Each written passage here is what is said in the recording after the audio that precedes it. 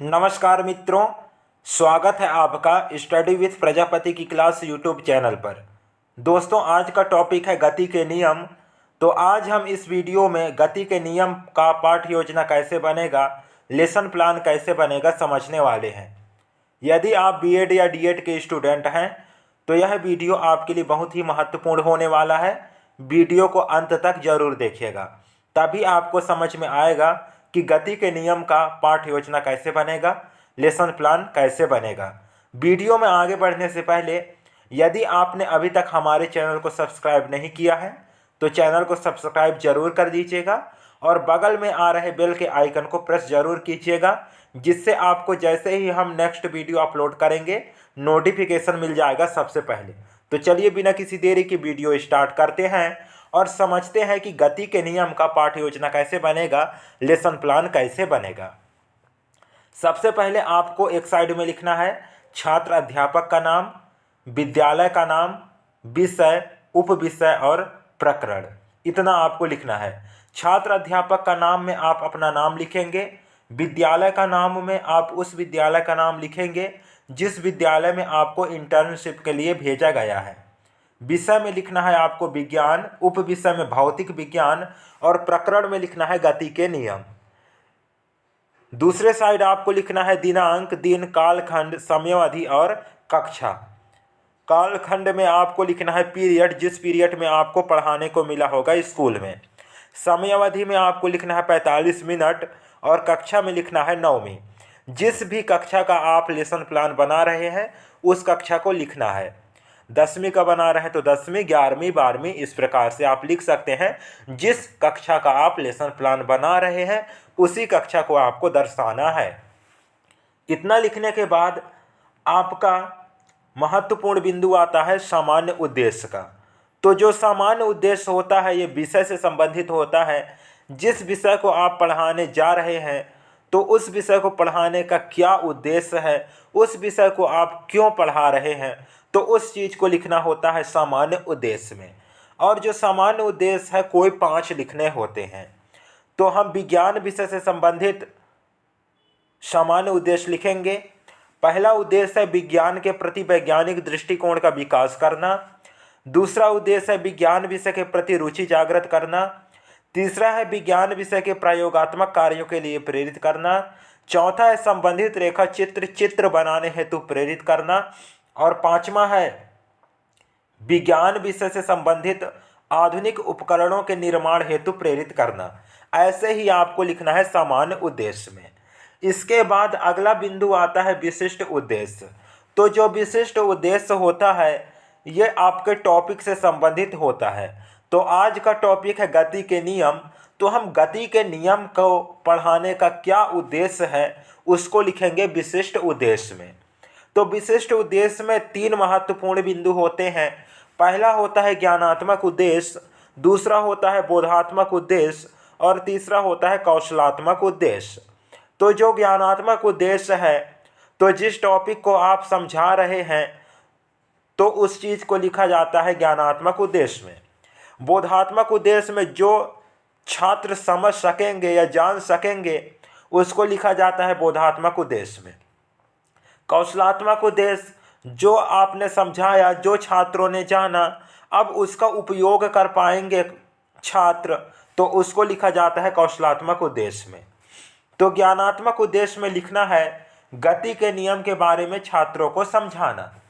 बोधात्मक उद्देश्य में आपको लिखना है छात्र गति के नियम को जान सकेंगे या समझ सकेंगे। कौशलात्मक उद्देश्य में लिखना है छात्र गति के नियम से संबंधित ज्ञान का उपयोग कर सकेंगे। ऐसा ही आपको लिखना है विशिष्ट उद्देश्य में। इतना लिखने के बाद अगला महत्वपूर्ण बिंदु आता है शिक्षण सूत्र का। तो शिक्षण सूत्र 2 शिक्षण सूत्र आपको लिखना है। पहला है मूर्त से अमूर्त की ओर और दूसरा है सरल से कठिन की ओर। तो इसी प्रकार से आपको लिखना है शिक्षण सूत्र में। शिक्षण विधि में आपको लिखना है व्याख्यान सह प्रदर्शन विधि और सहायक शिक्षण सामग्री में आपको लिखना है चाक, डस्टर, श्याम पट। और यदि आप चार्ट वगैरह यूज कर रहे हैं गति के नियम से संबंधित तो चार्ट वगैरह भी यहाँ लिख सकते हैं।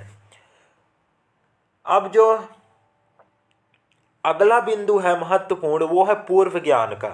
तो पूर्व ज्ञान, यदि आप गति का नियम पढ़ा रहे हैं तो गति के नियम के बारे में छात्र थोड़ा बहुत पहले से जानकारी रखते हैं तो उसको लिखा जाता है पूर्व ज्ञान में। तो यहाँ आपको लिखना है पूर्व ज्ञान में छात्र गति के नियम के बारे में पूर्व ज्ञान रखते हैं। या फिर आप ऐसे लिख सकते हैं छात्रों को गति के नियम के बारे में सामान्य जानकारी है, ऐसा भी आप लिख सकते हैं पूर्व ज्ञान में। अब अगला जो बिंदु आता है महत्वपूर्ण, वो आता है प्रस्तावना। और प्रस्तावना अति महत्वपूर्ण बिंदु होता है, क्योंकि प्रस्तावना के माध्यम से ही आपको अपने प्रश्नों के माध्यम से, प्रस्तावना के माध्यम से अपना टॉपिक निकलवाना रहता है क्लास में। जो टॉपिक आप पढ़ाने जा रहे हैं, जिस प्रकरण को आप पढ़ाने जा रहे हैं। तो यहाँ देखिए जो प्रस्तावना होता है उसमें एक सारणी बनेगा और उस सारणी में 3 कॉलम बनेंगे। पहला कॉलम होगा क्रमांक का, दूसरा होगा छात्र अध्यापक प्रश्न का और तीसरा कॉलम होगा छात्र उत्तर का। तो जो क्रमांक है उसमें 1 2 3 4 करके आपको लिखना है और जो छात्र अध्यापक प्रश्न है उसमें आपको प्रश्न लिखना है अपने टॉपिक से संबंधित, अपने प्रकरण से संबंधित। छात्र उत्तर में जो आप प्रश्न लिख रहे हैं उसका उत्तर लिखना है। तो देखिए पहला प्रश्न है कुछ खेलों के नाम बताइए। तो छात्रों का उत्तर है यहाँ क्रिकेट, फुटबॉल, कबड्डी इत्यादि। और यहाँ ध्यान दीजिएगा जो प्रश्न उत्तर आप लिखेंगे वो पूर्ण वाक्यों में होना चाहिए। और जो आप प्रश्न किए इसके बाद जो उत्तर आया उसी उत्तर से अगला प्रश्न बनना चाहिए, फिर जो उत्तर आएगा उसी उत्तर से अगला प्रश्न बनना चाहिए। कहने का मतलब है प्रश्न उत्तर का सीरियल नहीं टूटना चाहिए, कड़ी नहीं टूटना चाहिए। तो यहाँ दूसरा प्रश्न देखिए, क्रिकेट में मुख्यतः किस चीज से खेला जाता है? तो इसका उत्तर है क्रिकेट में गेंद और बल्ले से खेला जाता है। अगला प्रश्न है अगर गेंद को बल्ले से मारा जाए तो गेंद किस अवस्था में होगा? तो उत्तर है गेंद को बल्ले से मारने पर गेंद गति अवस्था में होगा। अगला प्रश्न है गेंद को बल्ले से मारने के कोई नियम होते हैं? तो इसका उत्तर है हाँ, गेंद को बल्ले से मारने के नियम होते हैं। पांचवा प्रश्न है क्या गति के भी नियम होते हैं? तो छात्रों का उत्तर है हाँ, गति के भी नियम होते हैं। तो ये जो गति का नियम है यही आज का प्रकरण है। तो आपको प्रकरण मिल चुका है, टॉपिक मिल चुका है। तो जैसे आपका प्रकरण निकल कर आएगा अगला बिंदु आपका होगा उद्देश्य कथन। तो उद्देश्य कथन में आपको लिखना है आज हम गति के नियम का अध्ययन करेंगे, या फिर आप लिख सकते हैं आज हम गति के नियम के बारे में पढ़ेंगे, ऐसा भी आप लिख सकते हैं। इसके बाद अगला महत्वपूर्ण बिंदु है प्रस्तुतिकरण। तो जो प्रस्तुतिकरण है वही मुख्य होता है, क्योंकि प्रस्तुतिकरण में ही आपको क्या करना रहता है, जितना आप लिखेंगे उसको प्रेजेंट करना रहता है स्कूल में। तो जो प्रस्तुतिकरण है उसमें भी एक सारणी बनेगा और ये 30 से 35 मिनट के हिसाब से सारणी बनेगा। ये थोड़ा लंबा सारणी बनेगा, 2-3 पेज का। तो इसको देखिए कैसे बनेगा सारणी। इस सारणी में 5 कॉलम होंगे। पहले कॉलम में होगा क्रमांक, दूसरे में होगा शिक्षण बिंदु, तीसरे में होगा छात्र अध्यापक कार्य, चौथे में होगा छात्र क्रिया और पांचवें में होगा श्याम पट्टकार। अब जो क्रमांक है उसमें 1 2 3 4 आपको लिख लेना है। शिक्षण बिंदु में आपका जो प्रकरण है, जो आपका टॉपिक है उसको लिखना है। तो आज का टॉपिक है गति के नियम, तो हम गति के नियम लिखे हैं। छात्र अध्यापक कार्य में पूरा विस्तार से, पूरा डिटेल्स से लिखना है, जितना आप स्कूल में पढ़ाएंगे 30 से 35 मिनट में। तो देखिए क्या लिखना है। लिखना है सर आइजक न्यूटन ने वस्तुओं की गति के संबंध में कुछ नियमों का उल्लेख किया है। ये सिद्धांत खगोल विज्ञान के मूलभूत आधार हैं। इन नियमों के आधार पर ग्रहों, उपग्रहों तथा आकाश के अन्य पिंडों की गतियों, सूर्य ग्रहण, चंद्र ग्रहण आदि के संबंध में बताया जा चुका है।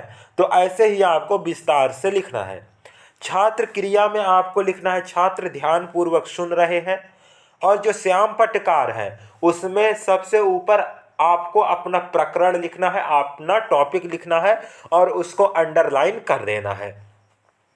इसके बाद देखिए, जो आप यहाँ छात्र अध्यापक कार्य में विस्तार से लिख रहे हैं उसी को शॉर्ट फॉर्म में लिखना है गति के नियम में। जैसे हमने नीचे लिख दिया है सर आइजक न्यूटन, मतलब सर आइजक न्यूटन ने गति के नियम दिए या किस क्षेत्र में, खगोल विज्ञान के क्षेत्र में, ग्रहों उपग्रहों तथा आकाश के अन्य पिंड की गति। तो इसी प्रकार से आपको जो आप छात्र अध्यापक कार्य में विस्तार पूर्वक लिख रहे हैं उसको संक्षिप्त रूप में लिखेंगे श्यामपट्ट कार्य में। आई होप कि आप इतना समझे होंगे। अब क्योंकि मैं पूरा विस्तार से आपको प्रस्तुतिकरण पढ़कर सुनाने वाला नहीं हूँ, इस पाठ योजना का पीडीएफ का लिंक आपको मिल जाएगा डिस्क्रिप्शन में, वहां से जाकर आप पीडीएफ जरूर डाउनलोड कर लीजिएगा। चलिए आगे बढ़ते हैं। अब मैं पूरा खिसकाकर आपको दिखाने वाला हूं पूरा प्रस्तुतिकरण। देखिए इसी प्रकार से बनेगा पूरा आपका प्रस्तुतिकरण। जहां आपको लगे कि हमको यहाँ समझ में नहीं आया तो आप वीडियो रोककर उसको देख लीजिएगा, ठीक है। जहाँ भी आपको वीडियो रोकना है पॉज कर लीजिएगा, रोक लीजिएगा, देख लीजिएगा, जहाँ भी आपको समझ में ना आए। और कोई भी चीज़ समझ में नहीं आती है तो आप वीडियो के कमेंट बॉक्स में जाइए, वहाँ आप कमेंट कीजिए, हम उस कमेंट को देखकर सुधार जरूर करेंगे और उसका जवाब भी आपको मिलेगा। यहाँ अब आपका प्रस्तुतिकरण समाप्त होता है। अब जैसे आपका प्रस्तुतिकरण समाप्त होगा तो अगला बिंदु आता है पुनरावृत्ति प्रश्न का।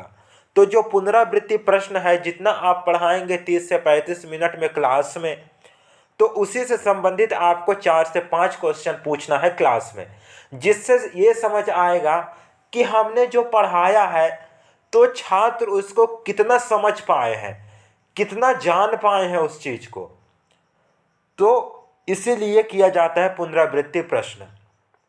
तो देखिए पहला प्रश्न है इसका, गति का नियम किसने दिया।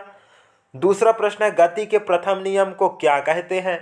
तीसरा प्रश्न है संवेग का नियम गति के किस नियम को कहते हैं। चौथा प्रश्न है गति का क्रिया प्रतिक्रिया का नियम कौन सा नियम है। और पांचवा है क्रिया बल किसे कहते हैं। तो इसी प्रकार से आपको भी छोटा छोटा प्रश्न लिख लेना है पुनरावृत्ति प्रश्न में। अगला बिंदु आता है कक्षा कार्य का। तो जो कक्षा कार्य है उसमें ऑब्जेक्टिव टाइप क्वेश्चन लिखना होता है, चाहे आप सही विकल्प वाला क्वेश्चन लिख लें, चाहे तो आप रिक्त स्थान वाला क्वेश्चन लिख लें, सही जोड़ी वाला क्वेश्चन लिख लें, एक वाक्य में उत्तर या एक शब्द में उत्तर, ऐसा भी आप क्वेश्चन लिख सकते हैं कक्षा कार्य में। तो यहाँ देखिए पहला क्वेश्चन है गति के द्वितीय नियम का सूत्र लिखिए। दूसरा प्रश्न है गति के तृतीय नियम का उदाहरण लिखिए। तीसरा प्रश्न है प्रतिक्रिया बल क्या है। चौथा प्रश्न है क्रिया बल का उदाहरण लिखिए। पांचवा प्रश्न है गति के प्रथम नियम का उदाहरण लिखिए। तो इसी प्रकार का प्रश्न आपको लिख लेना है कक्षा कार्य में। इसके बाद अगला जो महत्वपूर्ण बिंदु आता है वो आता है गृह कार्य का, होमवर्क का। तो आपको होमवर्क में एक लघु उत्तरीय प्रश्न और एक दीर्घ उत्तरीय प्रश्न लिखना होता है। इसमें पहला प्रश्न है गति के नियम को उदाहरण सहित समझाइए और दूसरा प्रश्न है संवेग संरक्षण का नियम लिखिए। तो ऐसे ही आपको लिख लेना है प्रश्न। अब सबसे लास्ट में आपको सबसे नीचे लिखना है पर्यवेक्षक हस्ताक्षर, विषय शिक्षक हस्ताक्षर और छात्र अध्यापक हस्ताक्षर। इतना चीज आपको लिखना है सबसे नीचे। आई होप कि आपको गति के नियम का लेसन प्लान, पाठ योजना समझ में आया होगा। वीडियो अच्छा लगा हो तो वीडियो को लाइक जरूर कर दीजिएगा और अपने मित्रों के साथ, सहपाठियों के साथ शेयर जरूर कीजिएगा। और यदि अभी तक आपने हमारे YouTube चैनल को सब्सक्राइब नहीं किया है तो जल्दी से इस चैनल को सब्सक्राइब कर लीजिए, जिससे आपको ऐसे ही इम्पोर्टेंट महत्वपूर्ण बिंदु पर वीडियो मिल सके सबसे पहले। आज के लिए बस इतना ही, फिर मिलते हैं किसी नेक्स्ट वीडियो में। तब तक के लिए धन्यवाद।